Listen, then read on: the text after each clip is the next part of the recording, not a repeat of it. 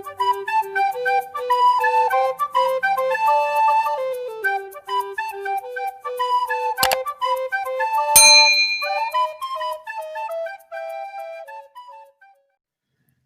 warahmatullahi wabarakatuh. Salam sejahtera buat teman-teman pejuang NIP semua, baik yang CPNS maupun P3K. Oke, kembali lagi di CISP Channel, Sharing and Learning. Kali ini kita akan bahas tryout P3K gelombang 1 by Mitra CN, materi kompetensi teknis. Langsung saja kita ke soal nomor 1. Oke, teman-teman bisa perhatikan bagan atau skema yang ada ya. Jadi kalau kemarin kita sudah pelajari tentang penilaian keterampilan itu apa saja, lalu teknik-tekniknya apa saja. Kali ini kita akan lebih fokus ke penilaian sikap. Pastinya sudah tidak asing ya dengan penilaian sikap yang biasa kita sebut dengan KI1 dan KI2. Oke, kalau kita lihat di bagan tersebut, penilaian sikap itu dibagi menjadi dua. Ada penilaian utama dan juga penunjang. Nah, teman-teman di sini harus paham siapa saja yang berperan atau yang berhak menilai dalam penilaian utama, dan harus tahu juga nih apa saja atau teknik-teknik apa saja yang digunakan dalam penilaian penunjang. Oke. Jadi nomor 1, berikut ini pernyataan yang sesuai untuk mengisi gambar nomor 3. Gambar nomor 3 itu kan berarti penilaian penunjang ya. Apakah observasi wali kelas, guru mata pelajaran, penilaian diri, atau observasi guru BK?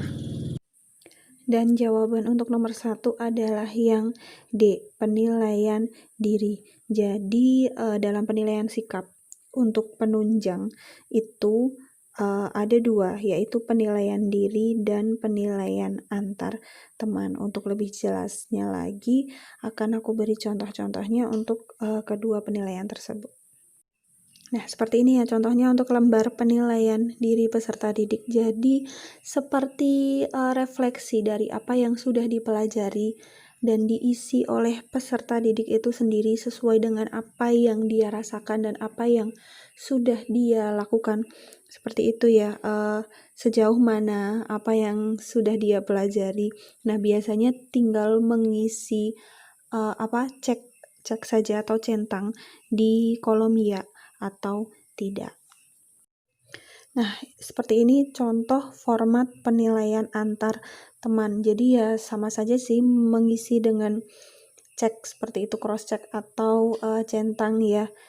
Bedanya dengan yang tadi, kalau yang tadi kan penilaian diri berarti menilai sejauh mana pencapaian diri sendiri. Kalau ini berarti menilai dari satu peserta didik menilai peserta didik yang lain, seperti itu. Lanjut ke soal nomor 2, masih dengan bagan atau skema yang sama. Nah, di soal ini teman-teman mengisi gambar untuk nomor 1. Nah, untuk penilaian sikap yang utama dan pertama untuk bagan yang paling atas di situ diisi dengan apa? A, observasi wali murid, B, guru kelas, C, guru mata pelajaran, D, penilaian diri, ataukah E, observasi guru BK? Dan jawaban nomor 2 adalah observasi guru kelas. Jadi teman-teman harus diingat bahwa pada penilaian sikap itu yang utama, yang pertama diisi oleh observasi guru kelas. Jadi sudah jelas ya kalau guru kelas atau wali kelas itu yang perannya paling besar dalam memberikan nilai kepada peserta didik, baik itu nanti untuk sikap, penilaian maupun keterampilan. Nah, untuk observasi guru kelas sendiri bisa dilakukan pada saat pembelajaran dan di luar pembelajaran, misalkan ketika sedang istirahat, seperti itu. Soal nomor 3 masih dengan bagan atau skema yang sama. Nah, ini teman-teman mengisi untuk nomor 2. Tadi kan kalau yang utama itu yang pertama adalah pengamatan dari guru kelas. Nah, untuk yang nomor 2 selain guru kelas, siapakah yang punya peran dalam menilai sikap peserta didik? Apakah A, wali kelas lagi ya, B, observasi guru kelas, C, observasi guru mata pelajaran, D, penilaian diri, atau E, observasi guru BK? Dan jawaban untuk soal nomor 3 adalah observasi guru muatan pelajaran. Guru muatan pelajaran itu ada siapa saja ya? Ada guru PAI dan BP, ada guru PJOK, dan ada juga pembina ekstrakurikuler. Jadi guru muatan pelajaran tersebut berhak atau berperan dalam memberikan nilai sikap terhadap peserta didik dan nantinya akan diberikan kepada wali kelas untuk digabungkan dan diolah bersama-sama dan menghasilkan nilai sikap dan juga deskripsi akhir seperti itu.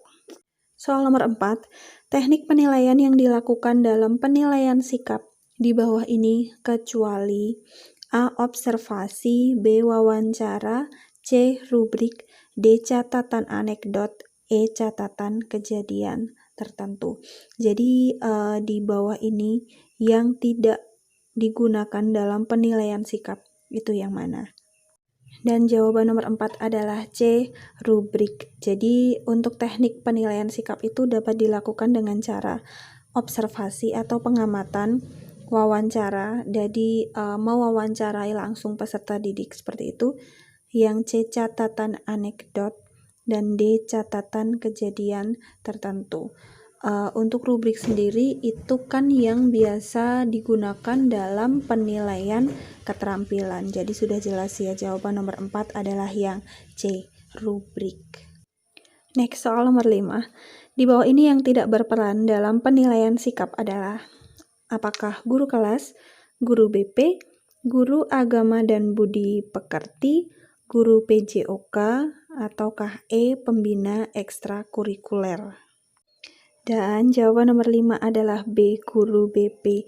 Jadi sudah kita pelajari tadi ya yang berperan dalam penilaian sikap antara lain A. Guru kelas itu pada penilaian utama, dan sementara yang lain ada guru agama dan budi pekerti, guru PJOK, guru pembina ekstrakurikuler itu pada penilaian penunjang. Jadi di sini guru BP itu hanya sebagai distraktor aja ya, atau pengecoh. Ya sudah jelas jawabannya adalah yang B. Guru BP. Soal nomor 6, setelah melakukan percobaan tarik-menarik dengan 2 magnet dan paku, siswa dapat menjelaskan kutub medan magnet. Rumusan tujuan pembelajaran tersebut kurang pada komponen.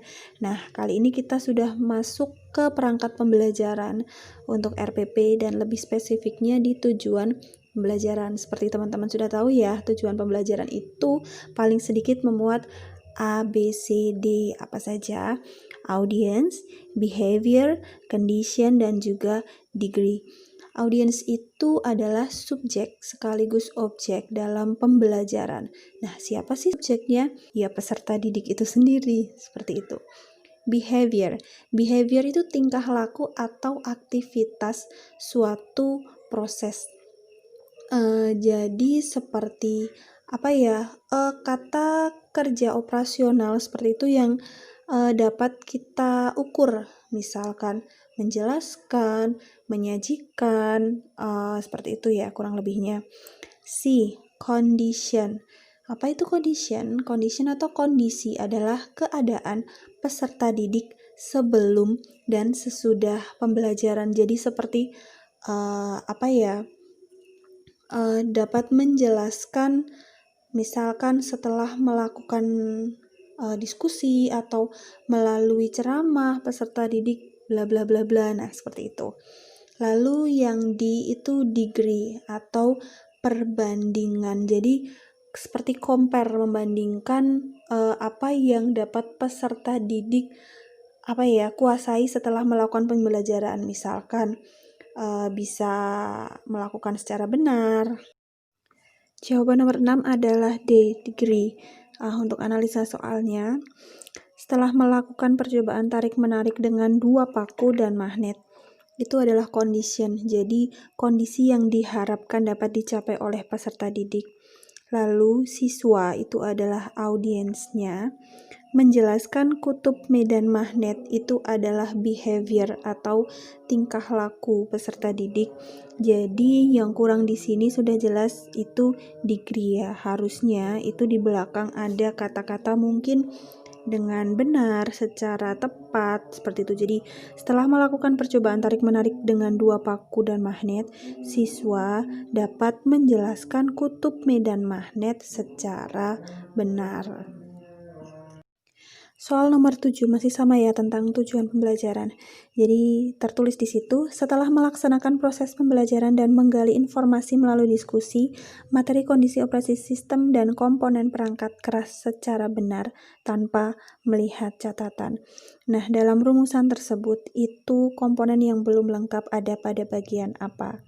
Audience, behavior, condition, degree, atau KKO-nya. Dan jawaban nomor 7 adalah A, audience. Di situ tadi sudah ada condition-nya, yaitu setelah melaksanakan proses pembelajaran dan menggali informasi melalui diskusi. Behavior-nya juga ada, yaitu menjelaskan. Dan degree-nya juga sudah ada secara benar. Jadi yang belum ada audience-nya, yaitu peserta didik atau siswa. Harusnya kan setelah melaksanakan proses pembelajaran dan menggali informasi melalui diskusi, siswa dapat menjelaskan materi kondisi operasi sistem dan komponen perangkat keras secara benar tanpa melihat catatan. Soal nomor 8.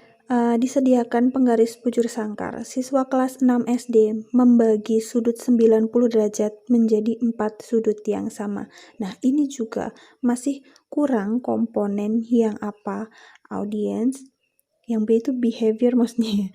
Behavior dan degree, kondisi atau condition, degree, atau A, condition dan degree. Dan jawaban nomor 8 adalah D, degree. Oke, kita analisa soalnya satu-satu tadi. Dengan disediakan penggaris bujur sangkar. Nah, itu condition ya, dengan disediakan. Nah, kata-katanya kan dengan disediakan. Condition itu kan kondisi atau keadaan peserta didik. Jadi bisa dengan kata-kata setelah melaksanakan, atau melalui diskusi, atau dengan disediakan, bla bla bla, seperti itu ya. Siswa kelas 6 SD, sudah jelas ini audience, membagi. Nah, membagi itu kan KKO ya. Jadi itu masuknya ke behavior atau tingkah laku yang kita harapkan bisa dilakukan oleh peserta didik. Jadi sudah jelas jawaban nomor 8 adalah D, degree. 9. Perilaku spesifik yang akan dimunculkan oleh peserta didik setelah memperoleh pengalaman belajar merupakan aspek apakah audience, behavior, condition, degree, atau A, behavior and degree. Jadi perilaku spesifik atau tingkah laku peserta didik setelah belajar memperoleh pengalaman itu disebut dengan,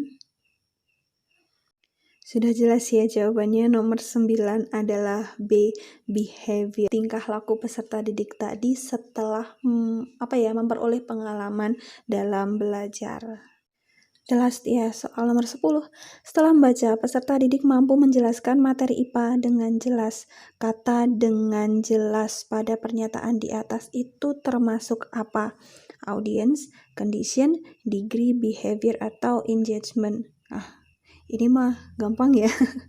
Dengan jelas itu adalah C, degree. Jadi kata-kata dengan jelas, secara benar, secara tepat itu degree ya, atau perbandingan. Nah, kalau kita analisa tadi, setelah membaca ada kata setelah itu berarti conditionnya ya, atau kondisinya.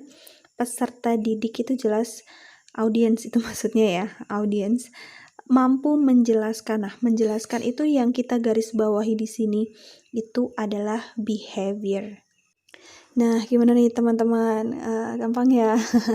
Oke, semoga setelah teman-teman semuanya mendengarkan penjelasan kali ini tentang penilaian sikap dan juga komponen RPP tujuan pembelajaran, itu buat teman-teman semuanya punya gambaran lebih banyak lagi tentang materi-materi P3K spesialnya kompetensi teknis. Nantikan lagi pembahasan tryout selanjutnya dan juga pembahasan materi CPNS. Oke, sampai di sini dulu. Mohon maaf jika ada salah-salah kata. Jangan lupa subscribe channel ini supaya teman-teman tidak ketinggalan materi-materi seputar CPNS dan juga P3K 2021. See you on next video. Wassalamualaikum warahmatullahi wabarakatuh.